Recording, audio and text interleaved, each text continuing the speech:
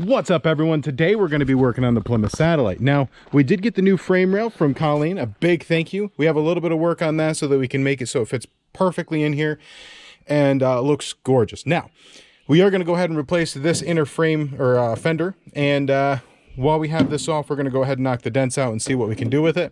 Worst case scenario, because this thing is no longer a budget build, I'd rather make this thing really, really nice, which means we may go ahead and jump for new fenders. Now, back over here, we have to, because we don't have a perfectly flat surface to work on, and getting it all leveled out again, I kind of want to give myself a little bit of a helping hand. We are going to support the front like with an entire frame system in here so that nothing moves when we dismantle this. I want the radiator core support to stay in place. I want the front bumper. I want everything to all stay where they are. That way, when we put the new frame rail in, they line up exactly where, or it lines up exactly where the current one is. We have a lot of work to pull out of here. And if we go over here, and I kind of was messing with that, and then I decided to mow the lawn. And you know it's a really good day when your Briggs & Stratton decides to cut out on you. So probably the carburetor. Haven't really figured that out, but yeah. Here is the new frame. We have a little bit of work on it, but it's night and day better than what we had. A patch on one small hole, and this thing will look beautiful. We have to get the I did already remove some of the old inner fender that was left on here with a pneumatic hammer with a chisel on it, which totally beats doing a hammer and chisel by hand. This new air compressor, which is hiding over there, a big help for the channel, and I'm very happy I went and picked that up, because no more hammer and chisel to take out old spot welds. Now you can get a drill if you're looking to save, the piece and you want to drill it out. But in this case, we want to just go ahead and get rid of it. So we still have a little bit more to remove out of here. I want to go ahead and get this thing completely cleaned up. We have one broken bolt in there we need to take out. And once it's all cleaned up, ready to go, we'll paint it black, and then we'll install it into the car. Now, that car won't be a perfect car, but it is going to be a lot nicer than what it is now. We're putting so much time and effort into this car. The original premise of a quick fix, it just seems deserving for more now. And someday we'll do a real budget build, but this thing is ballooned out of proportion, so we got to make it look beautiful. Now, back to getting this so I can get my lawn mowed. Oh, maybe I should have just stayed in bed kind of day. I've never had a Briggs & Stratton fail me now, so I don't know. It's probably just the carburetor. Let me get back to work, guys. All right, guys, we have the lawn mowed. That means it's time to get to work on this frame rail. Now, we have one little rust spot on this side we have to repair. I think I may have actually found two small spots on the opposing side, but it's going to be very easy to restore it while it's out of the car, and it's way, way, way better than what we have. So once again, a very big shout out for Colleen. She sent it up to us for free, and a big thank you. I very much appreciate it. So we are going to go ahead, strip this down, get the broken bolt out of it, and get it ready to go in the vehicle. And then we'll cover what we have to do next. So let's get right to this.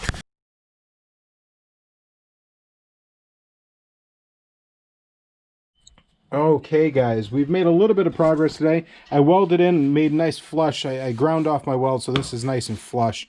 I've tried to take this bolt out several attempts at this point, and then I tried drilling it out, and unfortunately the bit wandered a little bit, so it wasn't perfectly centered, and I didn't want to accidentally damage the thread, so I went ahead, put a larger nut on this time, and then welded the entire core, so hopefully this time around it will come out. The other side, we have two little spots around, I want to say right around here and right around there. I don't know. We'll have to flip it over and check. The rest of this side, however, is very solid.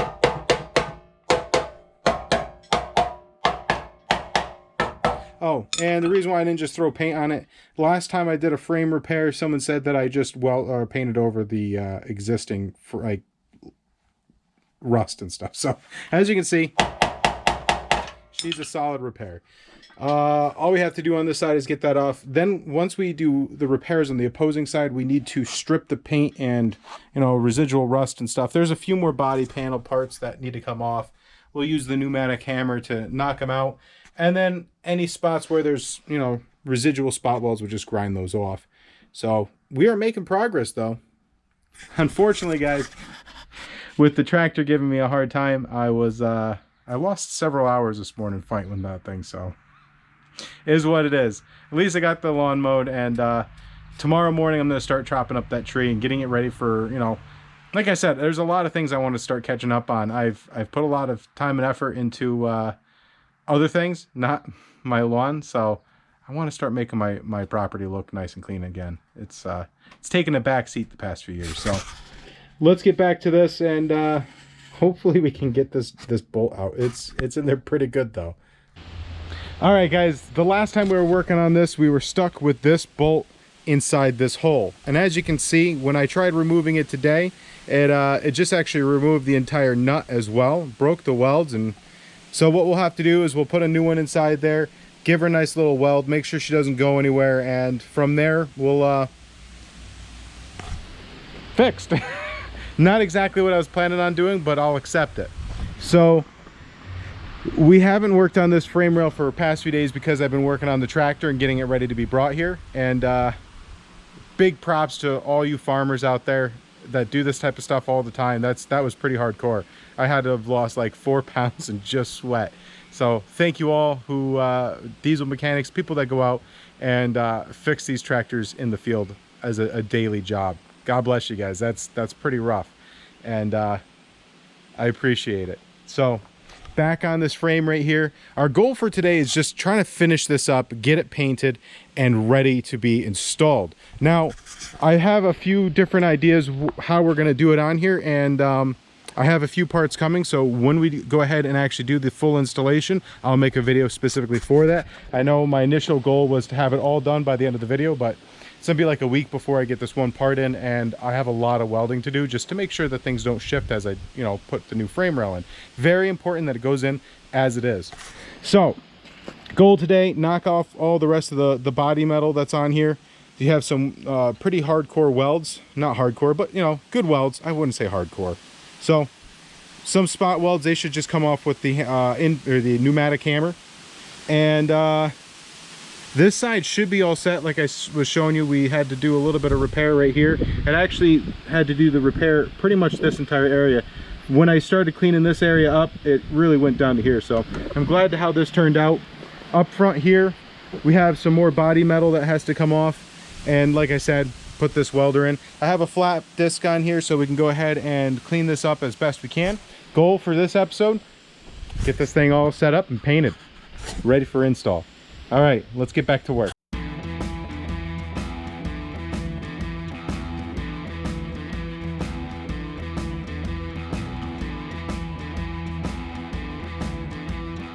Now, when you're doing this, make sure you're letting the flap wheel do the work. Don't put pressure on it because you'll end up taking material off.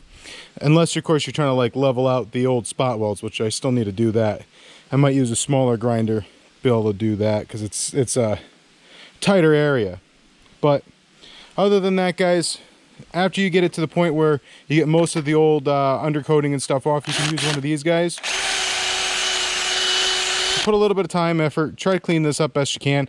You know, pour 15 at this point, you could do the metal prep and then the pour 15, and that should solve it. Because there is still, you know, rust on here. It's not going to be perfect, but it's going to look a lot nicer. It's going to be a lot stronger. So remember, take your time. Prep work is the most important part. Wear a respirator. You don't want to breathe this stuff in. Not good for you. Anyways, guys, back to it. So get yourself one of these cool little spray bottles. You should be able to pick it up at one of your local auto body supplies. I've had this thing for close to 11, 12 years, and I've never broken it, and it does a great job. So right now I have acetone in it. You know, do a really good scrub of the surface. Use a really gross rag to start out, because this is going to have a lot of contaminants. You know, start off with a dirty rag, start it, and then work your way to a cleaner and cleaner rag until eventually there's nothing coming off of the surface. Prep work is the most important thing. If it's really nasty, you know, you could always use a little bit of isopropyl alcohol as well, and use a scrub brush like this. I think I got that from like Hannaford or something. But remember, your final rag should be clean when you start out with it, and it should be clean when you're done. I like to use these microfiber cloths, And your final wipe, here's a big thing, your final wipe is in one direction, not a scrubbing motion. Your final wipe is in one direction. Because otherwise, if you're doing this, all you're doing is moving the dirt around. But if you go like this, nope, I got caught. If you do this, then you've cleaned the surface from any of the residual stuff. So I have a lot more work to do before this is even ready to think about spraying. But, you know, like I said, I still have stuff on the far side that I got to cut off. You know, we got to make sure we get all the residual rust out, because if you leave rust, that's where rust will start. So I know Port 15 says you can wipe over a clean surface, but, or a clean surface, a rusty surface, but I don't know. I've never actually had anything stick to rust before, so. All right, let's get back to work and get this thing ready to install.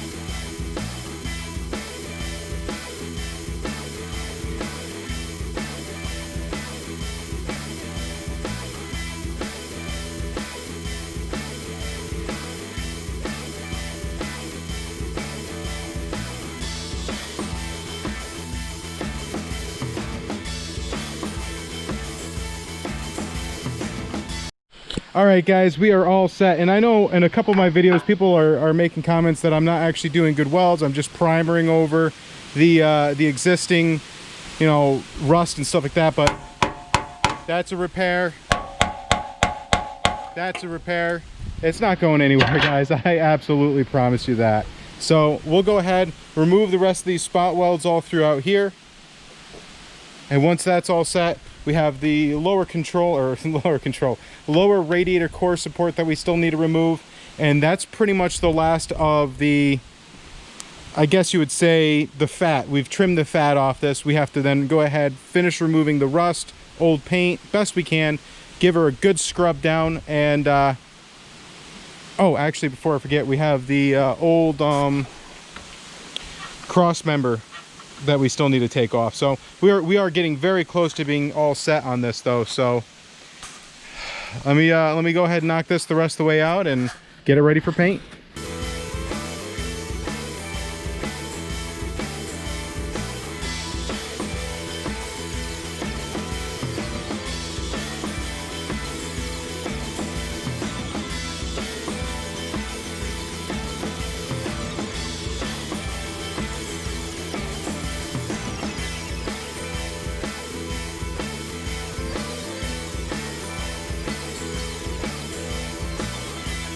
To go ahead and show you the result of this frame rail and how it looks. Now, obviously I haven't replaced this frame rail yet, but I want to show you the plan and how we're going to execute this. And I do really appreciate everyone when I have word gaffes and say things like 200,000 instead of 2,000s. My brain goes a mile a minute. Sometimes it's hard for it to go from here to here. So I appreciate you when you guys correct me. Kind of like, you know, of course, when I say ball joints and I accidentally say ball bearings, you know, I'm sorry. I don't script this. It just comes out my mouth. So I do talk a lot and I do apologize. So anyways, we are going to so you can see just how bad this frame rail is, or I should say almost lack of. So we have a plan, or I have a plan, on how I'm going to go ahead and remove this whole frame rail, because we have spot welds down through here. We got to go ahead and drill out every single spot weld down through there, all through here, so that we can then go ahead, take this fender off, take the inner fender off, make sure we save the plate, because we'll have to rivet it onto the next one. And you know, we'll bead blast this, make it look nice, so when it gets painted, she looks purty.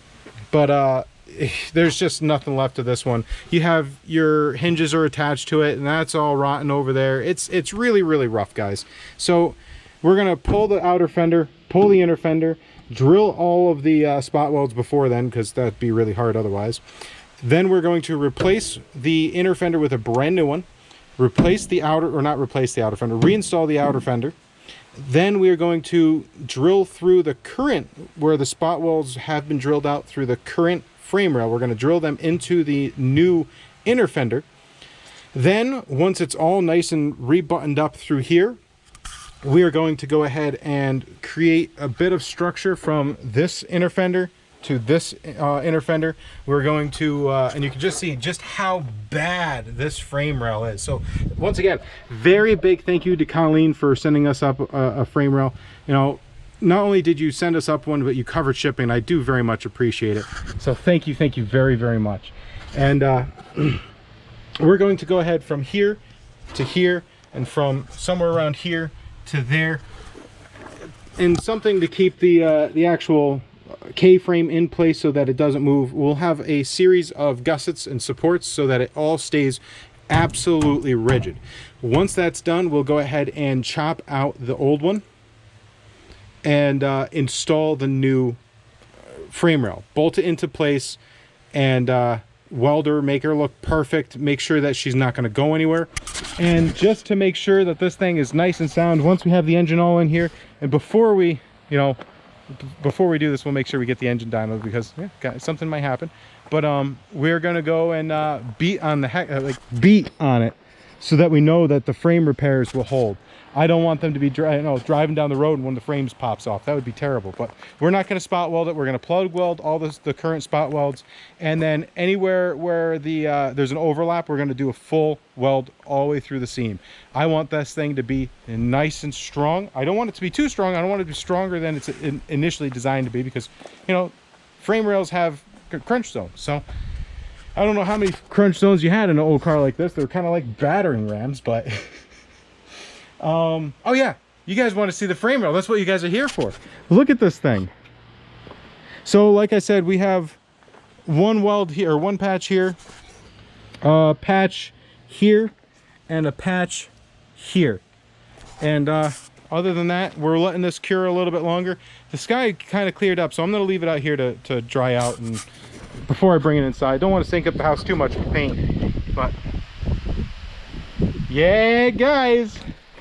Remember, self-etching primer, and then I put stop rust spray stuff on it. So this time it didn't blow up in my face, which I'm very grateful for. So anyways, that's all I have for you guys today. Remember, a big thank you, all of you, to you know, hit that thumbs up. You know, it's surprising to me, I have 75% of you guys aren't subscribed. So if you get a chance, if you're liking the content, remember, not only hit that thumbs up, but hit that subscribe button. It does mean a lot to me, and I do very much appreciate it. It tells YouTube you're liking the content, and if you feel you're in the mood to it, share it too. I do very much appreciate it. But remember, as always, most important, keep your shiny side up, and God bless.